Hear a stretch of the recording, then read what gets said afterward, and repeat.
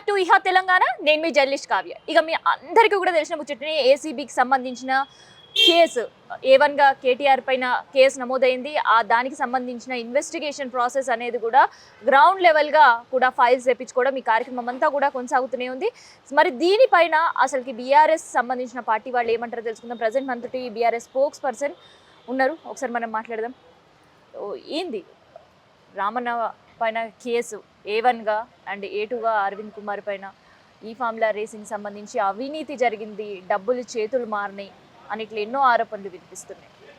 నిన్ననే కదా రామన్న గారు ప్రెస్ మీట్ పెట్టి అరటి పండు తొక్క ఒలిచి నోట్లో పెట్టినట్టుగా వివరించిండ్రు. ఏం జరిగింది, డబ్బులు మారినాయా, లావాదేవీలు జరిగినాయా, ఏం జరిగింది అనేది ప్రతి ఒక్కరికి తెలంగాణ సమాజం మొత్తానికి ప్రెస్ మీట్ పెట్టి వివరించిండ్రు. అది విన్న తర్వాత అక్కడ ఏం తప్పు జరగలేదు అనేది ప్రతి ఒక్కరికి అర్థమైపోయింది. ఏదంటే రాజకీయాలు అనేవి ప్రజల నమ్మకాల మీద ఏర్పడాలి, నమ్మకాల మీద పునాదులు వేయాలి, కానీ కక్షపూరితమైన వ్యవహారాలతోటి కాదు.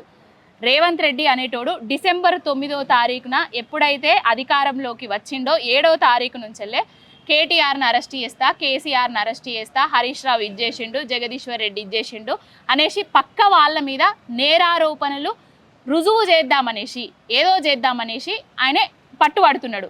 ఫస్ట్ కాళేశ్వరం ప్రాజెక్టులో లక్షల కోట్ల అవినీతి జరిగిందని అన్నాడు, నిరూపించలేకపోయిండు. తర్వాత ఏం చేసిండు, ఫోన్ ట్యాపింగ్ జరిగింది, కేటీఆర్ గారు ఇట్లా చేసిండ్రు అని చెప్పిండ్రు, అది నిరూపించలేకపోయిండు. తర్వాత కరెంటులో ఏవో జరిగినాయి అని చెప్పిండు, అది నిరూపించలేకపోయిండు. తర్వాత జన్వాడ ఫామ్ హౌస్కి వచ్చింది, చుట్టాల దాంట్లో ఇట్లా ఫంక్షన్స్ జరుగుతుంటే డ్రగ్స్ తీసుకుంటున్నారు అది ఇది అని చెప్పేసి నిందలు వేద్దామని చూసిండ్రు కేటీఆర్ గారి మీద.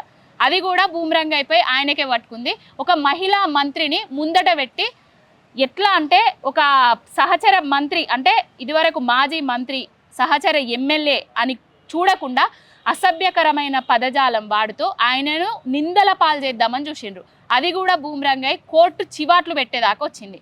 తర్వాత లగచెర్ల రైతులు ఏదైతే అండగా దండగా నిలిచి నేనున్నా అని చెప్పిండో రామన్న, అదంతా రామన్ననే చేస్తున్నాడు. పట్నం నరేందర్ రెడ్డి తోటి ఫోన్లో మాట్లాడిండు అది ఇది అని చెప్పేసి అందులో రామన్నను చేర్చుదామని చూసిండ్రు. అది కూడా బూమరంగ్ అయిపోయి ఆయన తలకే చుట్టుకుంది. నిన్న వాళ్ళందరూ బయటికి రావడం జరిగింది. అది అయిపోయిన తర్వాత ఏసీబీ, ఈసీబీ, ఆర్సీబీ అనేసి ఇప్పుడు ఈ ఫార్ములా రేస్లో లావాదేవీలు జరిగినాయి, అక్రమంగా డబ్బులు వేరే వాళ్లకు అప్పజెప్పిండ్రు అనే నిందలు వేస్తున్నారు. నిందలే తప్ప, కుట్రలే తప్ప, కుతంత్రాలే తప్ప రామన్న ఏ తప్పు చెయ్యలేదు.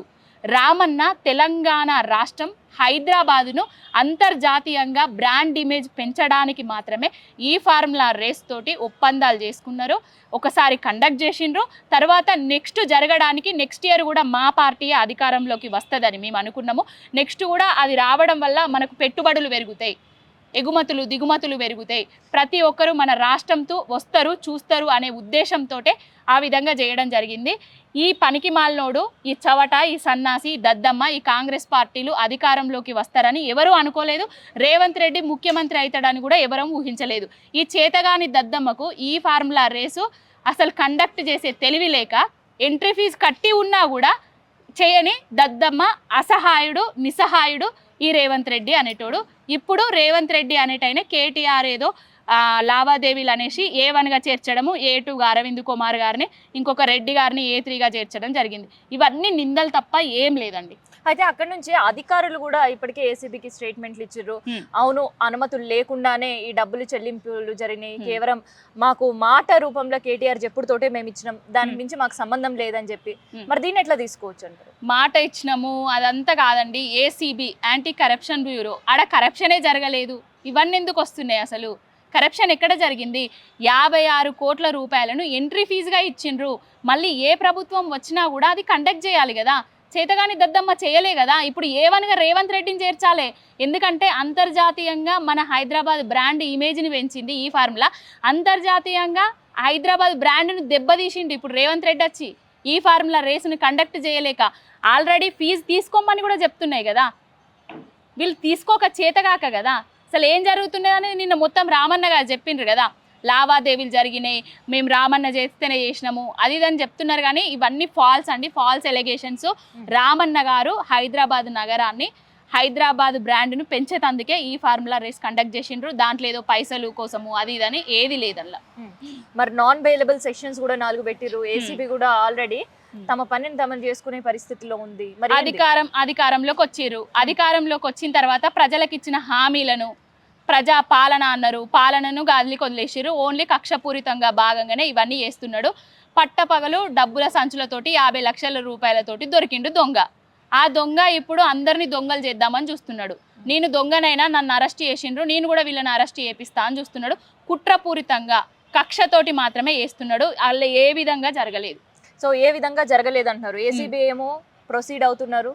ఇంకా రేపు మాపు నోటీసులు ఇవ్వడం, అరెస్ట్లు, స్టేట్మెంట్లు ఇవన్నీ కూడా కార్యక్రమం జరగబోతుంది. ప్రతిదానికి ఎదుర్కోవడానికి సిద్ధంగా ఉన్నాము.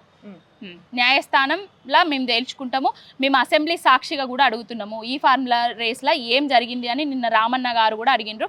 ఈరోజు మా ఎమ్మెల్యేలు కూడా సభాముఖంగా ప్రజలందరికీ తెలియాలనేసి ఉద్దేశంతో పట్టుబడుతున్నారు. కానీ వాళ్ళు మాట్లాడడానికి ఒక వ్యక్తి మీద జరిగింది, రాష్ట్ర ప్రజలకు అది చేయాలా ఇది చేయాలి, రాష్ట్ర ప్రజలందరికీ తెలియాలి కదా.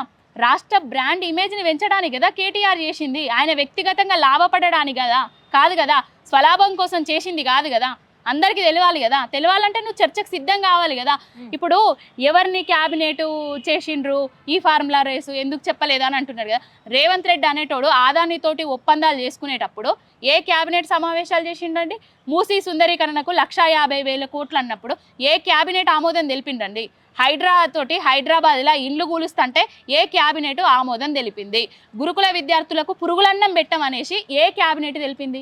ఇవన్నీ క్యాబినెట్లో చర్చించే జరుగుతున్నాయా? రేవంత్ రెడ్డికి ఒక నీతి, అధికారంలో ఉన్న పార్టీకి ఒక నీతి, అధికారంలో లేని పార్టీకి ఒక నీతి, ప్రతిపక్షంలో ఒక నీతి. ఇవన్నీ ఏంటంటే ఆది నుంచి కక్షపూరితంగా వ్యవహరిస్తూ ప్రశ్నించే గొంతునన్నాడు.